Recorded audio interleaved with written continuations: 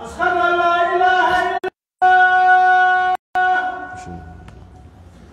أشهد أن محمدا رسول الله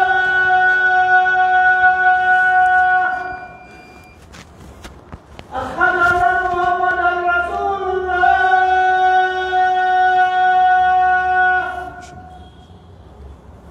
حي على الصلاة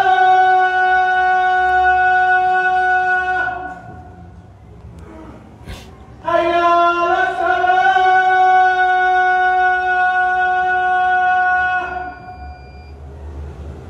حي على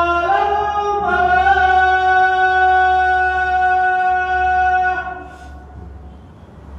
حي على الفلاح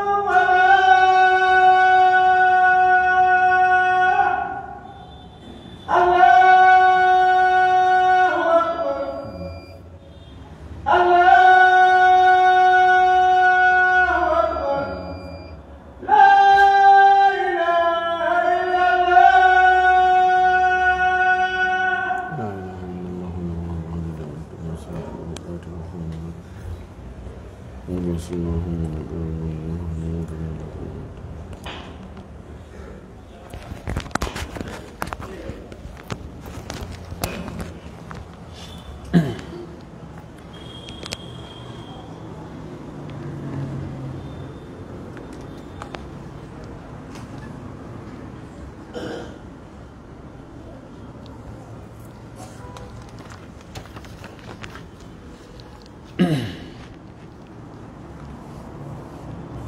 الحمد لله موجد الكون من عدم وجعله دار بلاء وابتلاء. أشهد أن لا إله إلا الله وحده لا شريك له المهيمن الصبور. أشهد أن محمدًا عبد الله ورسوله وصفيه من خلقه وحبيبه اصطفاه واجتباه وأرسله رحمة للعالمين وهداية للمتقين. عباد الله، اتقوا الله تعالى حق التقوى وراقبوه في السر والنجوى، واعلموا أن هذه الدنيا دار كرب وابتلاء لا يرجى منها راحة مهما طال العمر، ومهما جمع الإنسان فيها جميع أسباب الراحة. ولو عرف الإنسان قدر الدنيا وما طبعت عليه من الكد والمصائب والأحزان لهانت عليه المصائب وخف أثرها، لأنه حال الدنيا، إنه لهو البلاء المبين. فنسأل الله عز وجل ألا يبتلينا فيها ببلاء يعجز عنه صبرنا، وإنه لا بد للمؤمن من ابتلاء يموت له ابن قريب، يموت له ابن أو قريب، أو يخسر في تجارة، أو يعاديه قريب، فكل ذلك ابتلاء من الله. قال الله عز وجل: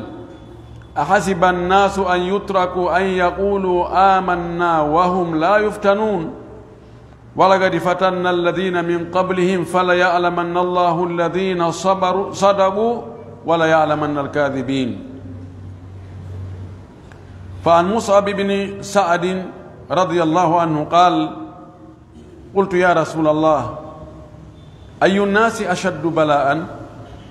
قال: الأنبياء، ثم الأمثل فالأمثل، حتى يبتلى الرجل على قدر دينه، فإن كان صلب الدين اشتد بلاؤه، وإن كان في دينه رقة ابتلي على حسب ذلك أو قدر ذلك. فما يبرح البلاء بالعبد حتى يمشي على وجه الأرض وما عليه خطيئة. رواه أبو داود وصححه الشيخ الألباني. إنه يعرف ثواب كل عمل إلا الصبر. قال الله عز وجل: قل يا عبادي الذين آمنوا اتقوا ربكم للذين أحسنوا في هذه الدنيا حسنة وأرض الله واسعة إنما يوفى الصابرون أجرهم بغير حساب. en yetti allahu subhanahu wa ta'ala tedduɗo mawnuɗo towuɗo seniiɗo bajjo handuɗo e yettede ko kanko woodini nde tagore, kanko waɗi nde, o itti nde honto, o itti nde e ko ala, hari ala o waɗi, hari leydi ala o moƴƴini kanko leydi ndin nano ko go itti ndi, hari kammu ala, hari yimɓe ala, hari jinna ala, hari malaika ala, ko kanko woodini ɗum, itti ɗum ka ɗum alano waɗi. hiɗen seedanomo kanko ko kanko tun woni reweteɗo on, alama o kafidi o ala ɗimmo o ala tammo, ko kanko woni ƴellitiɗo e hoore piiji ɗin fof, wontirɗo dow piiji ɗin fof, humpitiɗo fi piiji ɗin fof, ko o muññiɗo noon kadi o yedde o muñño, o nemina nema on wattane goɗɗo wi'e ko on ɗon waɗi harale ko kanko Allah waɗi kono o muñño ɗon, ko ɗum o inni o sabur, ko hewɗo muñal. o taga neɗɗo o arsika mo, o moƴƴo e makko, o neminamo, on daro yeddamo fes, ko o wi'i yo neɗɗo on waɗu kon fof neɗɗo on salo, ko haɗimo kon fof o jarba, o wura duuɓi koye ɗum o woni, kaka Allah haɗi ɗon ko ɗon o hoɗi, himo woɗi ko yamira yo waɗu kon, Allah accamo ɗon duuɓi, muññomo ɗon hatta o ñaama, hatta o yara, hatta o dakmito, hatta o laamo, hatta o jiido, hatta piiji ɗin fof o heɓa. Allah no muññi ɗum, ko ɗum ko sabour. siko enen num ko seeɗani ara on tigi taƴi ferma e robine on kisan, hiɗen seedo wonde ko kanko tun haani rewde, eɗen seedano nelaɗo meɗen Muhammad ibn Abdillah ibn Abdul Muttalib ko nulaɗo Allah, ko jiyaɗo Allah, nulaɗo Allah, suɓaɗo suuta, ɓurɗo moƴƴude e ɓiɓɓe adama ɓen fof, neliraɗo giggol e hoolare. hiɗen seedo o yettino nulal ngal, yen tori Allah yo Allah juula e makko, juula e sahabaɓe makko ɓen fof, juula e dendanangal jokkuɓe diina kaɓe jokkuno kan, yo Allah jokki en kan diina tigi, o tabintini en e hoore makka, o ƴettita en kadi e nder makka, allahumma amin. musidɓe julɓe tedduɓe, hulen allahu towuɗo o no hulɓini, o no mawni, hulen mo ka wirni ton, hulen mo ka feeñi ton, hulen mo e alhaaliji men ɗin fof, ka golleji men, ka galleji men, ka ɓeygureji meɗen, ka dewe meɗen, ka finde meɗen, ka jikkuji men, ka neediji, ka huwodire fof hulen Allah, anden Allah no humpiti ko wonnen e gerde kon fof goy, kanko na wondema goɗɗum no wirnimo, na o waɗanteɗo contrat ndi, hay simo halfini waɗoɓe ɗum kono mo ɓuri ɓe andude, anden himo ayni en, wa en wasi tawi himo waɗi caméra de surveillance baki e meɗen, hara ko enen e caméra on woni e yaadude, hara mo reeni en ka écran, bal ko ɓuri ɗum. sen waɗi ɗum haray en wela e huwodirde, piiji ɗi yahayno ɗi haani yaarude noon, anden ɗe galle aduna ɗo, nde saare aduna ɗo, nde ko saare tampere, ko saare jarrabuye, welata tun ko wela e wonde wula ko juuti, kala mo yiiɗa ka hoore leydi ɗo no woodi ko aaninimo, mo jogii ande hum, ko andeji ɗin seedi, siko lanɗo himo aani ko honno ngu laamu makko tabitirta, ko honno ngu luttirta e juuɗe makko, jogii nden ande. siko marɗo himo aani ko honno ndi jawdi makko hisirta, siko selluɗo himo hulta nawnare hewtumo, mo mara on no maapi fii no heɓira, heɓuɗo on no maapi fii no ɗum luttira, ko ɗum waɗi mo yiɗa o no maapi. ɗum waɗi ko galle jarrabuye, ko galle tampere, ko galle ande, ko galle golle. fowtere tun duuminde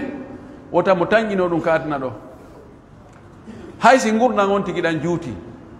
kono tampere nden nde hewtotomo fowtere tun wona no weli tun no ɓutti tun ko sukkare ñuuri tun o woya fala husnu yadumu wala sururu sunu on tun kadi luttata wigol tun emba ɗum ko yettude Allah emba ɗum ko ma awa muññe tun wonde taway welo welo no woodi wonde ko jalugol wonde ko wullugol ko neɗɗo ɗaɓɓi fi sabuji yo ɓuttu e fowtere tun wonu e gurdam makko ɗan ko eti wo ko eti fino ɗum laatora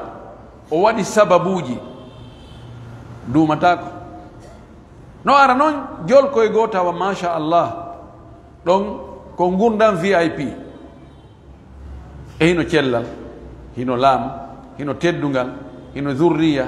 hino ko weli e ko foti kono taw si luttay yahoyay ha tawa teddunoɗo hoyi tawa aldunoɗo waasi tawa sellunoɗo nawni tawa kecco nawyi ko noon Allah waɗiri sunna on ka hoore leydi ɗo koyo lontodir si tawi neɗɗo no anduno no aduna o muulira noon ko Allah waɗi ka nder aduna ɗo o jilli ɗo e ɗan gurdan immorde e tampereji e sattendeji e albala'uji e sunuji e jarrabuyeji so andino ɗum hara ɗum no yi'otono no wirama no yahama no doga tawayno musibaji ɗin harayno no foygiti e hoore makko goy ko waɗi sa yi musiba ɗo tawa jarrabuye on degré makko on ko 5 ayi o yi goɗɗo goto degré makko on ko 50 ayinna he e jaka min ala ka mi wowla ko ɗum ɓe innata ma'na mum ɗokko ko lanɗo hakkude bumɓe sabuna kamɓe kadi yiɓe faalano awa ɓe heɓa bete ɓeɗe ko oɗo heɓi kon sa ndaari woɓɓe goo e jarrabuyeji mum ɗin a tawe an sinda ko ma kon an kono ko heewi kon yimɓe ɓen ko darata jarrabuyeji ko jarrabuyeji feeñuɗi ɗin sa yi goɗɗo no jukki ko boofojo ma ko bunɗo himo ɗowe ma ko taƴa juuɗejo ma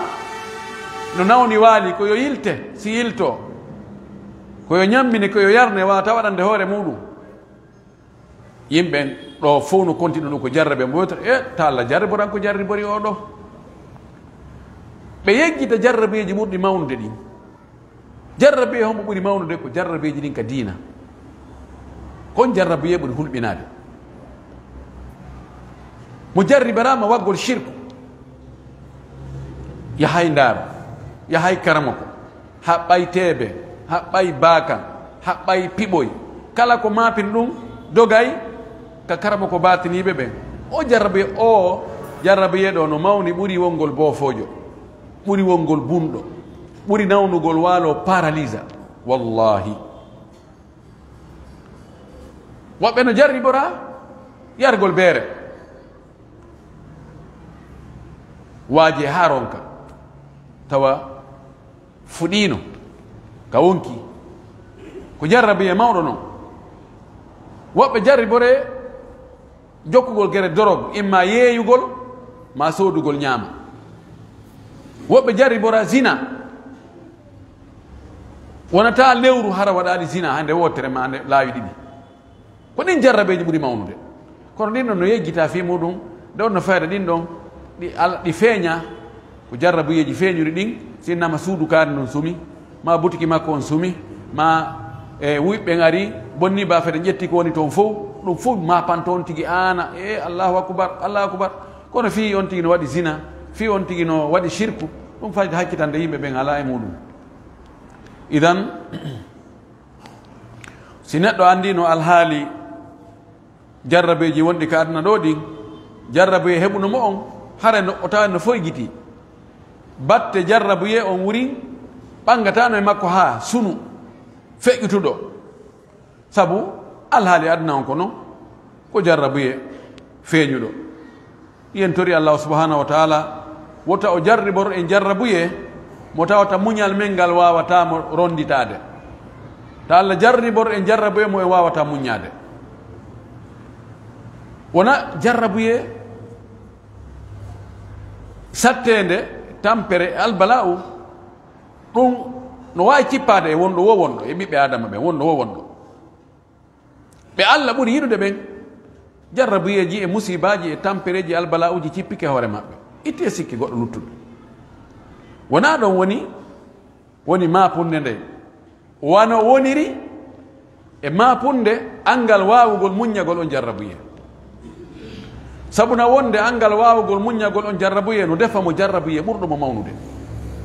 on tigi jarribore nawnare nden nawnare wonnamo sabu ha o natoya yiite sabu wonnamo sabu o yaa o shirkoya o shirka noon o lutta e nawnare nden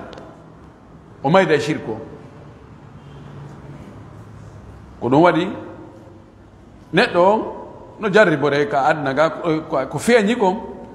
mo jarribore ɓiɗɗo makko maaya ma siɗɗo makko nene goto makko maaya ma ben makko ma yumma makko ma ɓeygu makko ma sonnajo moodi muɗum maaya ma mo on tigi weldi tambinoɗo on tigi tambiti fi makko wonɗo moye wallude wonɗo moye waɗande piiji ɗin fof fayda on waalo maaya ɗum fof no waɗa no wawi on tigi perda e juuloyagal muɗum no wawi laamu jatta ko on tigi marno fof no wawi bandi wujja ko marno kon fof no wawi yiite ara sunna ko marno kon fof no wawi o heɓa ayɓe allah wurta ayɓe e makko ayɓe ɓen fof ko ɓuri bonde ɓuri hulɓinade ko añirɗoma sabu dina ma kam ɓay ko heewi ko ngaygu tuma goɗɗo añata goɗɗo wo hare no wuttun sabu hum no añira on tigi sabu baba goto yagal yon kafi leydi yon kafi ɗum ɗo yon kafi ɗum ɗo no añirama sabu e piiji goɗɗi go intérêt ji aduna ɗi tawata o tanƴinno kanko hendotoɗi allah non waɗa hara ko an hendiɗi kono sinda ɗum ɗon ɓen ɗon ayɓe fof ñande gono gasa ka wontoya giɗo ko sabu jawdi o añirnoma sa okkorimo wonta e giɗo kono o añirima fi diina on ɗon wontata giɗo mukko ko ɗum waɗi sha'ir o wi kullul adawati qad turjama waddatuha illa al adawata man adaka fi dini ngayguji ɗin fof no tañƴina kadi iwi gaño on wontoya giɗo ñande go en andi yimɓe no wona siko ka fiilaamu podnal fiilaamu tawa hanki ɓe yennidira hande ɓe koɓɓidira kasiji yara yimɓe no ayra sabu jawdi tawa ɓe indita ɓe no ɓen ɓe seeɗino ɓe haaɓi few ñande go tawe iɓe jooɗi ɓe yewta ɓen nono min moƴƴino min régilino kaaren ari régli hakkude amen kono mo añirima sabu finde sabu diina gay ɗum ɗon ko haa ka gabum ko ɗum waɗi allah subahana taala wi alyahude annasara ɓe weltanta ko en haa tuma jokkuɗen laawol ngol ɓe jokki ngol ɓay on adawa ɗon ngu ngaygu ɗon ko ngaygu fii diina allah subahana taala o andintinni en wonde ta en tañƴino dey en luttay e hoore newende tun e hoore ɓuttu tun sukkar en juuri tun o wi a hasibannasu e yimɓe ɓen no sikka an yutraku wonde ɓe accete tun ɓe tertoye an yaqulu amanna ɓaawo ɓe inni men gomɗini ɓe woni julɓe wahum la yuftanon ta ɓe fitintake ko ɗum ɓe sikki on tigi wona e julɗo wona hande kadi ko juuri tun no weli tun tawa jarrabi alata ayɓe añirɓe on tigi sabu diina tawa ala o inni wala gadi fatana alladina min qablihim min fitinino min jarribike ɓen attinoɓe ɓen yen andi annabi Moussa ko gerda ko gerdi e Firaun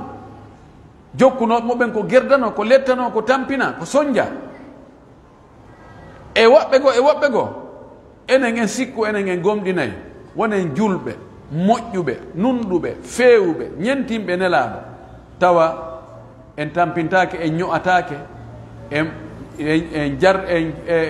jalkitatake o wi Allah jarriboto kono ko honno mo jarriborta honno addine sattede o wi fala yalamanna allahu alladina sadaqu wala yalamanna alkadibin ma Allah o andude gandal feeñanowal yimɓe ɓen sina ɗum gandal makko an kay mo andi ko areta yeeso kon ko homɓe goongi ko wi ko julɓe kon kaa ko fanninno ɓutti fanninno weli on tigi woni julɗo feewuɗo si wuli on tigi ɗaɓɓa ka takkitora ko julɗo fannin sattede arani fannin nawnaali fannin perdaali fannin heɓaali faaleji jani si heɓi ɗin ɗon waɗa shirku Allah senniray ɗon ko hombo woni wakkiliɗo no wayi wo wuli wo weli wo woni ɓuttu woni tana kañum ko julɗo wona waɗowo mbaadiji wadoñorgal wonde si ari ko ɗum ɗo ka maslaha hum wontiri wo ko ɗon woni e yaarude ko ɗum Allah addata ɗi jarrabuyeji no wawi ko examen ko ndaarugol ene taw si kadi si wayini mi andi ɗo fewno ka weli ɗo ko a julɗo haqqan fewno ka cellal ngal woni ɗo alhamdulillah machallahu joni acci ndaren kadi si tawi ɗum ɗon sansi si tawi ha joni aray ko noon wa'ata ka an kadi a sansay inna allaha la yughayyiru ma bi qawmin hatta yughayyiru ma bi anfusihim Allah waylata ko woni e yimɓe ɓen kon alhaali no ɓe wayi noon hatuma kamɓe tigi ɓe waylani hoore maɓɓe ko ɗum waɗi oɗo sahabajo to Mus'ab ibn Sa'ad o ari o landi nelaaɗo o inni ene nelaaɗo yimɓe ɓen fof ko hombo ɓuri heɓde jarrabuye sattuɗo ko jarrabuye hombo ɓuri sattude e yimɓe ɓen fof o wi yimɓe ɓen fof ko ɓuri heɓde sattede jarrabuye ko annabaɓe ɗum ko noon woni a argol tawa yimɓe umma nation fof no fewti sengo woto inna ɗum na gonga mon ni a goto ɓayno laɓɓende ɓe ara tawa pen ɗon fof murti ara innaɓe darta goto dartano jama on fof inna ko won ɗon kon na ɗum woni soɓe min komi jogui kon ko ɗum woni kange ko ɗum sikkuɗon e o ko pellet to hawray e sattedeji ɗin fof sabuna joguinoɓe intérêt ji dowji ɗin ɓe faltake ko makko kon tabita ɓe andi siko makko kon tabiti tun kamɓe ko maɓɓe kon haray yirbi o wi si feƴƴi ɗon noon neɗɗo on ko jarriborte ko embere dina makko kan si tawi dina makko kan no tiiɗi jarrabuye on tiiɗay dina makko kan no foygiti o jarriboro embere dina makko kan ko ɗum waɗi wota e yi'u goɗɗo no heɓi sattede e ande e mapare e tampere e perte sikken awa oɗo ko ɓay Allah yiɗama ko ɗum waɗi no wiye mo Allah yiɗi wo yeɗay kono ko geɓal hongal enen ɗon ko faamuɗen ɗon wowluɓen on misal ɗon koɓe faami ko geɓe aduna ɗen awa si ko ɗen geɓe aduna awata e Allah yiɗane laaɗo ɓawo joni nanamo ɗum nene men Aicha o wi no wona no lewru ma lebbi tati taw ko ɓe wuuri ko ndiyan e tamaro ɗen andi hadis selluɗo ñande gol aɗa ari kanen Aicha bimbi o inni no woodi ko ittire koje no woodi ɗo ko ñaame seeɗa o wi ala hay fus si tawi ko geɓe aduna woni ko fandano ɗo haran hono ɗum wonirta nelaɗo ara ka galle muɗum tawa ala ko ittire koje o inna ana saimu idan awa joni mi horu mi konti mi hoora idan na ɗum ɗon mo Allah yiɗo yiɗa e pellet ko gonga no geɓal lahara ngal ko ngal ɓuuri mawnude no wawi noon o ɓuccanamo seeɗa e ko woni kala ko heɓayno lahara moƴƴereji toon ɗin ɓeyneta ajilu bushra muslimin yani ajilu bushra muminin weltare julɗo yaccinde o ƴettanamo seeɗa wannamo ko adda ga an kadi metta ɗum ɗo seeɗa kono ɗum ko gokkum ko tekkoy ko tekkere nden ni dongal ngal no yeeso to wona wiwde mo heɓali geɓal mawgal ka adna ga e piiji adna ɗi wondere Allah yiɗamo wona perdugol wonde noon Allah no jarribora on ti kadi perte sabu ko o sali wadde ko o yamiri kon joni Allah no waɗa magasin ji makko ɗin suma, jawdi makko ɗin perda, détournement, nguyka tawa o jaɓatano ittugol zakka. Allah lettiramo ɗum no wawi hara ɗum ɗo fof mo wadde ko moƴƴi, kono Allah o jarriboramo o heɓa ɗum magasin ji makko ɗin suma, ma o wujje ma o détourné, tawa ko jarrabuye fiyo bakkatuji makko ɗin yo monto, fiyo baraji ɗin yo ɗuuɗu, darajaji ɗin yo towu. ko ɗum waɗi nelaɗo maaki ɗo e o hadisi ɗo kadi fayin e albala uji no wawi humodirde e neɗɗo, o iwa e o jarrabuye ɗo, o yaha e o jarrabuye. hande hanki ko ɓiɓɓe on nawni, hande ko ɓeyguma, janngo ko angal dépense, faɗɗi janngo ko ɗum ɗo e ɗum ɗo, ha Allah waɗi ɗum sabu bakkatuji makko ɗi monte, o wona emo yaaka hawde leydi ɗo hara o mara bakkatu hay gootu, imo wicco sam bakkatu. no wawi wonde ɓural muñalngal no mawni, sabu allahu subhanahu wa ta'ala ka ɓural, ka moƴƴere, ka baraji fi muñalngal ɗum o ilaari ko hasa bakari. imo wi e goɗɗi goo mi soway mi multiplié ha wona gotum kun waɗane temeɗɗe jeɗɗi. o wi kono ɗo o wi innama yuwaffa sabiruna ajrahum bi gayri hisab. muññiɓe ɓen joddi maɓɓe ndin ala happu, ala wigol ko hasa bakari ko jeɗu. Allah nokkay waɗanamo ha tawa Allah tun andi ittiri muɗum. en torki Allah subhanahu wa ta'ala yo Allah o ittu albalawji ɗin e hoore meɗen, o arsi kan kadi wawugol muññagol ɗi, o warna en baraji, warɗi ɗum ɓoori ɗum bakkatuji, hebbini ɗum baraji, towni ɗum darajaji. أقول ما تسمعون وأستغفر الله لي ولكم ولسائر المسلمين بكل ذنب وخطيئة فاستغفروه إنه هو الغفور الرحيم.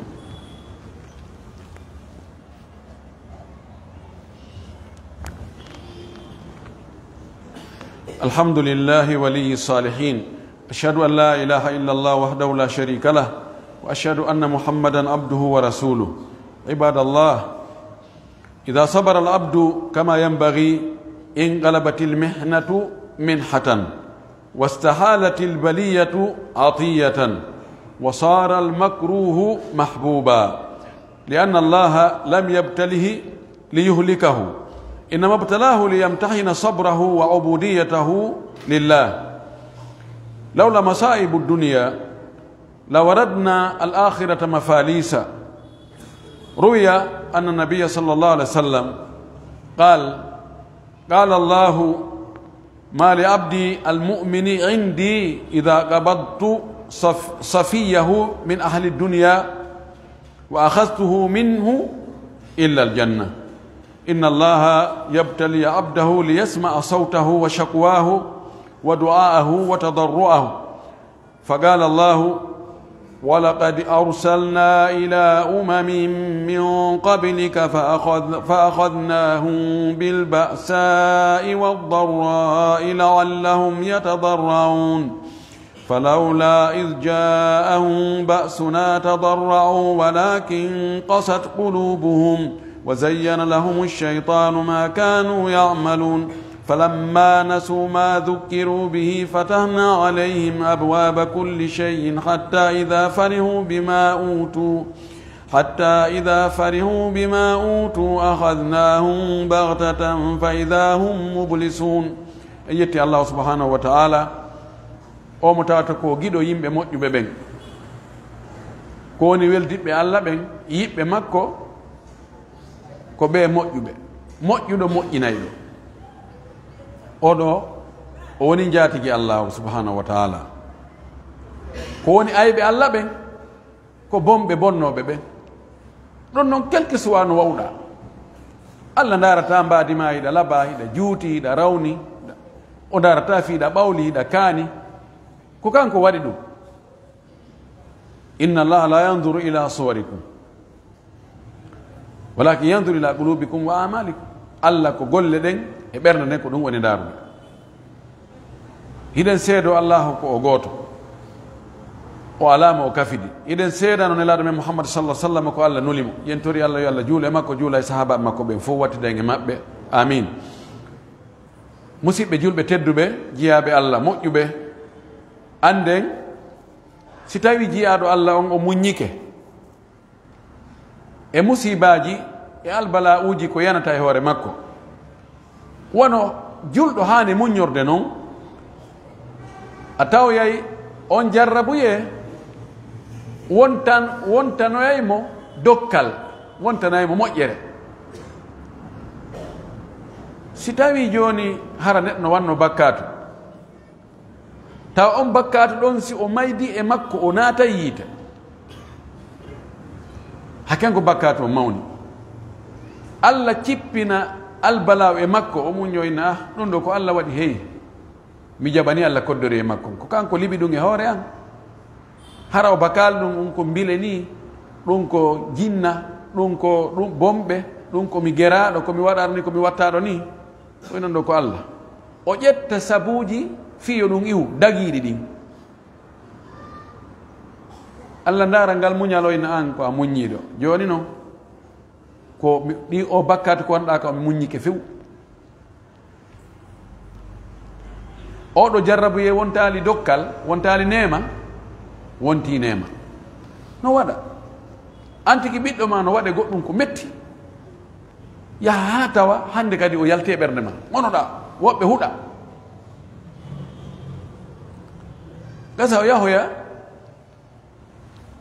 o heɓoya jawdi o addana ɗo pradowal V8 kesal pul ko baba ko wannoɗami ko fof mi muñanike ma warnama noon du'aji ha idan ko noon ɗi albala uji wonde haray sindak ɗi ani ko ɗon Hasan Basri o wino kanko o wi si Allah jarribike mo jarrabuye o heɓi musiba o wi alhamdulillah ɓeydi fi on ɗum o inni goo taw Allah andinilan wonde ɗum ɗo ko immorde e makko ɗiɗi on ɗum ɗo wonay sabu ha bakkatuji an goo monte tammun ɗum Allah no mari albala o ɓurɗo oɗo ɓay ko ɓeri oɗo mi heeɓi alhamdulillahi ɓayno mowno addude wona oɗo laabi buyi idan si tawi neɗɗo muññike no hani muñor noon e albala uji ɗin ko ɗum ɗo wonata kono muññagol albala o si tawi ɗa reeni sabu no ittiramo waɗu on sabu itta albala o na jooɗagol tum mbaɗa mi muññike mi hakkidima e Allah la darara wala dirara wota lorru kono to jaɓu lorra kadi yana e hoore maɗa wawi ittude ka kono sa wawata muññano Allah subhanahu wa ta'ala o wi wastahalat istihala ko hunde waylagol iwa e ɗum ɗo wonta ɗum ɗo baliye jarrabuye on wontoyayi dokkal ko añano ko wonta ko yiɗa si tawi a andi wonde moƴƴere no e nder muɗum o wi Allah jarriborta neɗɗo fi tun ittagol mo mone fi halkugol mo bonnugol situation makko ene ɓiɓɓe adama ɓen woɓɓe ono bonna situation goɗɗo tembete pas jokka mo nadamo e probléme tum inna si Allah jaɓi o situation mo wonɗa ɗo o yiway fes welala kono Allah na noon way ay enen yen hunƴi neɗɗo no hunƴi inna al insana la zalumu kaffar zalum ko hewɗo toñugol enen en bagoto goɗɗo toñe mo bonnen situation makko fof nde wotere o jooɗo yo taw hande kadi ala o ronka ande ko hongal o ƴettata kono Allah na noon way Allah ko yurmeteɗo Allah ko moƴƴo a yenen ko waɗi si ngayguji no hakkude men e konnaguji moɓe no faala heɓude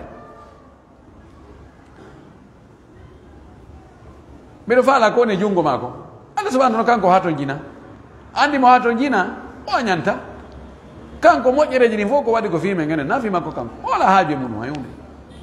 omo gani anil alamin idan o wiɗo sina ɗi musibaji yanaynoɗi hoore meɗen a en hewtoyayno ko Allah tawa ko en yaaɓe fayti mana en mara hunde ko waɗi boneji ko wonnen e wadde kon fayida no sowi moƴƴereji ko wonnen e wadde kon on ɗon andi adama alayhi salam Allah yaltiniramo ko aljanna fihi mo ronki wadde ko yamira yo waɗu hono yaltinimo ko ka haɗegol ka accu ani ɗen wi'a waɗu ɗo accu ka waɗu ɗo yimɓe no wakkili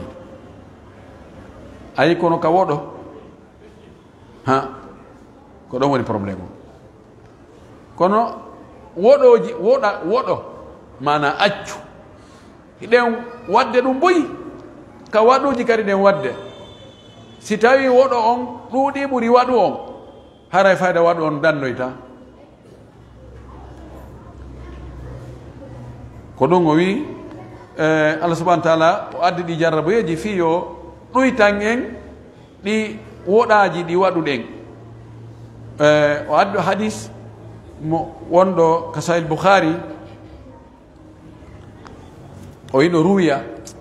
siko gando tigi tigi hadis onani wowlirte ruwiya tuma wiya ɓene ko sigat tamrid fillama ɗum ko hadis a fellitani laaɗo maki makal inna fillama wiyama ɗo ko konngol hollugol wonde an fayda hawlaki ko wonde ko wowla ɗon kon si tawi a felliti ko wiyata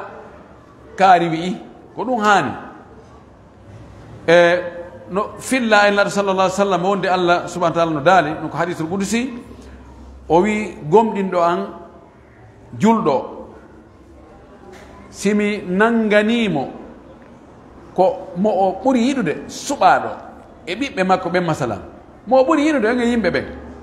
no gasa ko ɓeygu makko ɓuri yiɗude no gasa ko ɓiɗɗo makko goo no gasa ko yumma makko no gasa mo o ɓuri yiɗude on so fii o wi simi wari on ɗon o ndaara o tawa pellet ko adna ka yimɓe fuu ko oɗo ɓuranimo oɗo noon laatike fure hannde ɓoyna kona ko Allah taguno nde Allah tagata o landano kila mi wallano Allah hay hunde ko mi ɓannani Allah ala e ɗo fiyo oɗo yo tage mi muññike o wi joddi on tigi ndin ko aljanna on Allah yoɓatama si wona aljanna andi jaka ɗi musibaji wonde ɗi wonta e nema si musiba poɗanima aljanna aray ɗum moƴƴi ndoliwal ngal no tuuri kono ko ngal addi kon no feewi kañum Allah no jarri bora jiyaɗo on fiyo nano hito makko o nana ko wullitoto kon o nanata ko o du'oto kon o nana ko o lordi ko o yankinkinanto e Allah daari komin heeɓi daari kone hoore amen Allah ɗum ɗo mene min wawata ittude a yingi jarrabiyewi ɗo a yi ɗum ɗo woni on tigi wulla e Allah sabu no ara ha e nokkeli goo tawa hande kadi wiye he ɗum ɗo ko si Allah itti tu no arana neɗɗo alhaaliji woni ko neɗɗo goto woni ko yimɓe ɓuyi woni ko gorol woni ko miside woni ko leydi nation fou no ara sat jarrabeji goo inne he ɗum ɗo heddi ke si Allah itti kono enen pehe men nden ko wawɗen wadde kon fof en ronku Allah no yiɗi ko nanata ɗum yimɓe no wulla e makko ko Allah wallu men Allah ittanan ɗum ɗo Allah ittanan ande ittana nde mapare ɗo Allah na an ɗo koye an tun mi yowi koye ma an tun ɗo mi yowi wonde ko liɓita jarrabe ko nan gon hito wela mo so jarribike ma wulla e makko yani an tigi qirroɗa wonde a jaka a gaynata jako a taafu a sikka eɗen gorɗi ha jarrabeji ko yana e hoore ma yeltoɗa e Allah ko ɗum Allah subahana taala ko ɗum o jarriborta ko heewi ko jarrabeji ɗin ko ɗum ɗo o addi ɗo aya on Allah subahana taala wi men nelino e moftali attinoɓe on annabaɓe goo ɓe sali yimɓe nelaɓe ɓen e mum on jarribori ɓe sattendeji ka wonkiji ka jawle e ka cellal e piiji ɗin fof fi on ɗum fiyo ɓe wullu e Allah ɓe jaɓa ko Allah yamiri ɓe kon ɓe acca ko Allah haɗi ɓe kon ɓe wulla e Allah ɓe toro Allah yo Allah ittanɓe kono ɓay ɗum ari ɓeydali ɓe kadi sina sandol ɗingol e ɗuguloyagal no waɗi woɓɓe goo ɓe kontani jarrabuyeji wonde ko hunde fus kono mene min anda ko ɗum e waɗi Allah honno waɗi ɗum ɗo he warre ni ndara affaire technique ma ɓe taƴo fes ɓe jooɗo ɓen gasi ɗo landi c'est fini wona noon si jarrabeyani hoorema ndaaru laawi ɗi tañƴiniɗa ɗin sa jokkiɗi hara ɗi dagi Allah itta jarrabuye on laawol aranol ngol ko toragol Allah wona noon ɓe moɓodire ɗawa e torade Allah antu Allah subahana taala o jaɓane annabi sulaymana fewnu makko e ndiyan nan accituno arde kokke waɗi daabeji maayi yimɓe ɗonɗa tampere waɗi tawi ñameteji ala woni joni mahin en fof ka boowal to en fof yahi noon toroɗen Allah wullen Allah en fof yehi ɓe tawi ñuugi no ajjiti no towni koyɗe mumen Allah saƴinan men ndiyanɗa Allah faabo men ɗonɗama men weelama men tampi Allah saƴi ndiyan ɗan Allah saƴinan men ndiyan kanko mo nanano hito majji on o ine yiltoɗen en yonama ɗum ɗo ko guino tori ko gayni idan atti kon taw jarrabuye on ko ya toro Allah subhanahu wa ta'ala ya laytu jarrabuye on ndara noon sabuji daggiɗi goɗɗi go ɗi wawɗa wadde ɗin ko ya waɗu ko wawɗa wadde kon ko ronkuɗa kon toroɗa Allah ɓay kanko ronkata yo walle en tori Allah subhanahu wa ta'ala yo Allah ittagin albala uji ɗi yo Allah ittagin jarrabuyeji ɗi Allah wawnu en muññagol tori Allah waɗu ɗi jarrabuyeji hara ko montir ɗum bakkatuji men ɗin ɓeydi ɗum baraji men ɗin tori ɗum darajaji men ɗin en tori Allah subhanahu wa ta'ala julɓe ne on ɓen fof yo Allah dikkinɓe toriɓe en du'aji ɓen fof en torki Allah ɓay Allah no andi ko ɓe faala Allah okkorɓe faaleji maɓɓe dagiɗi ɗi Allah danduɓe ko ɓe huuli kon yo Allah huntu haajuji maɓɓe ɗi torki Allah yo Allah ɓeydan ɓe yaajede ɓeydana ɓe newede ɓeydana ɓe ɓuttu ɓeydana ɓe teddungal ɓeydana ɓe limanu Allah waɗa en fof julɓe moƴƴuɓe en torki Allah subhanahu wa ta'ala yo Allah reenu leydi men ndin e guere Allah dandu en guere torki Allah wata Allah wurto e hoore men ayɓe ɓe tawata ɓe huuɗatamo en torki Allah subhanahu wa ta'ala yo Allah o fewnan e zurriyaji men ɗin Allah yañu yo Allah ɗuɗɗi jawle men ɗe yaññade waɗa barke e majje yo Allah yaafa mawɓe meɗen ardiɓe ɓen yo Allah pawɗu balɗe men e hoore ko yiɗi o yarli en torki Allah subhanahu wa ta'ala Allah waɗu en e hoore diina ka o yiɗi o yarli kan diina ne laaɗo ka wonno e mum kan kanko e sahabaɓe makko ɓen allahumma inna nas'aluka alhuda wattuga wal afafa wal ghina allahumma inna nas'aluka alhuda wattuga wal afafa wal ghina اللهم إنا نسألك موجبات رحمتك وعزائم مغفرتك والسلامة من كل إثم والغنيمة من كل بر والفوز بالجنة والنجاة من النار ربنا آتنا في الدنيا حسنة وفي الآخرة حسنة وقنا عذاب النار ربنا ول علينا خيارنا وقنا شر شرارنا اللهم لا تسلط لنا بذنوبنا من لا يخافك فينا ولا يرحمنا ربنا آمنا بما أنزلت واتبعنا الرسول فاكتبنا الشاهدين اللهم صل على محمد وعلى آل محمد كما صليت على إبراهيم وعلى آل إبراهيم وبارك على محمد وعلى آل محمد كما باركت على إبراهيم وعلى آل إبراهيم في العالمين إنك حميد مجيد سبحان ربك رب العزة عما يصفون وسلام على المرسلين والحمد لله رب العالمين.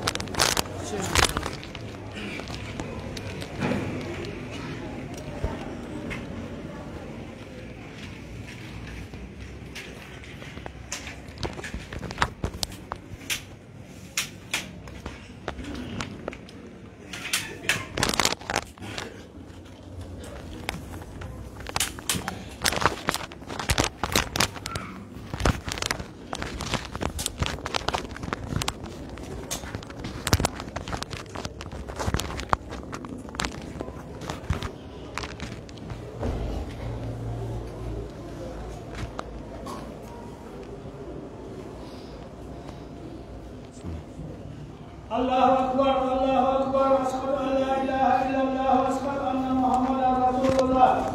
حي على الصلاة حي على الفلاح تقام الصلاة تقام الصلاة الله أكبر الله أكبر لا إله إلا الله.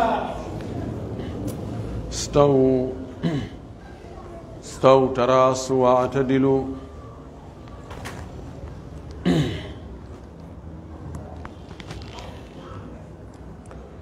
الله أكبر.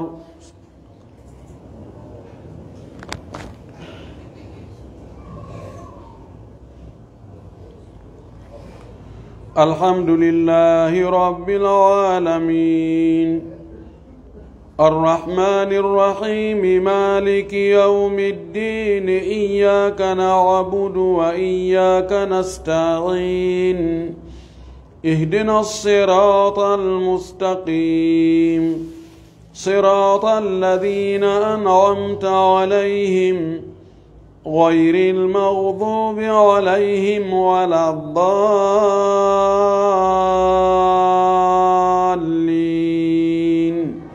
آمين.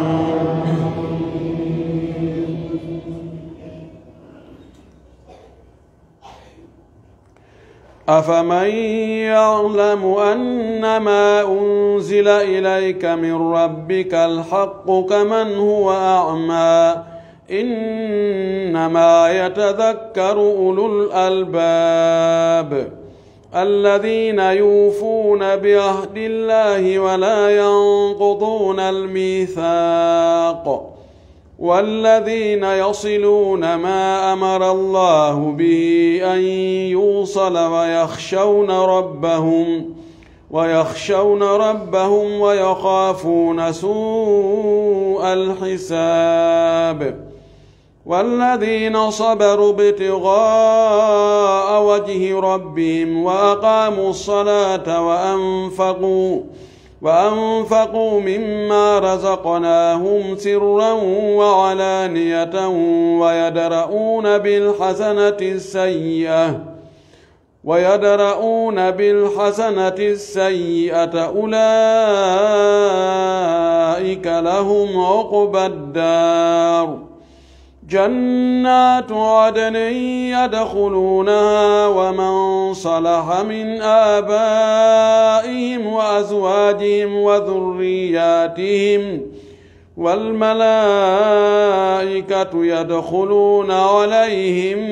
من كل باب سلام عليكم بما صبرتم فنعم عقبى الدار. الله أكبر.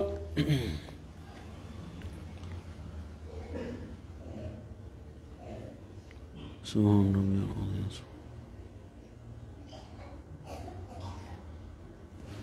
سمع الله لمن حمده.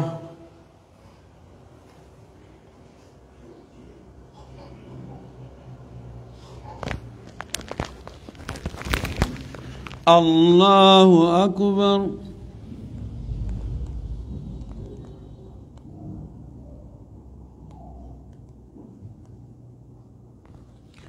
الله أكبر.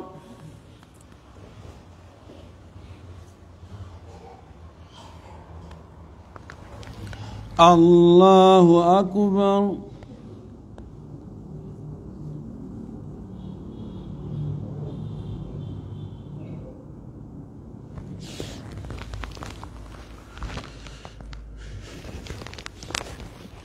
الله أكبر.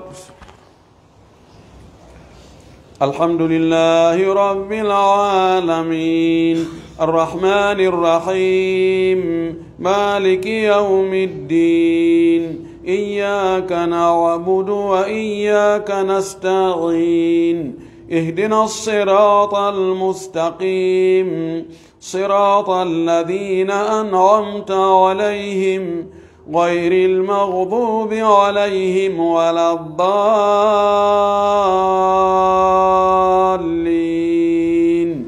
آمين.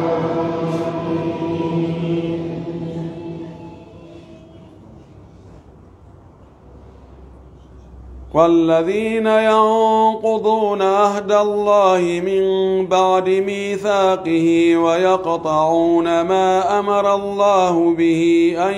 يوصل ويفسدون في الأرض أولئك لهم اللعنة ولهم سوء الدار. الله يبسط الرزق لمن يشاء ويقدر وفرحوا بالحياة الدنيا وما الحياة الدنيا في الآخرة إلا متاع. ويقول الذين كفروا لولا أنزل عليه آية من ربه قل إن الله يضل من يشاء ويهدي إليه من أناب الذين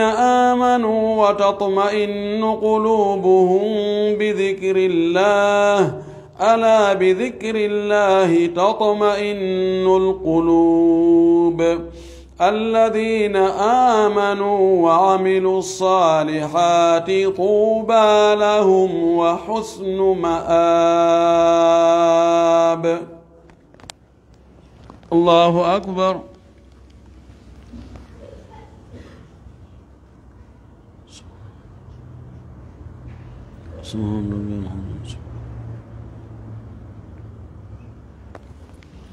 سمع الله لمن حمده.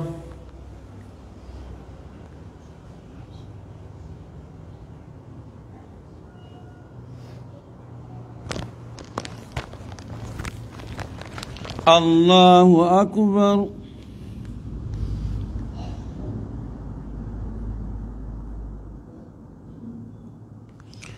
الله أكبر.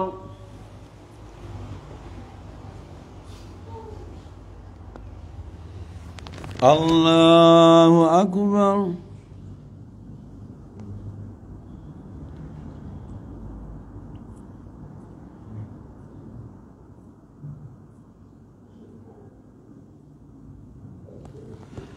الله أكبر.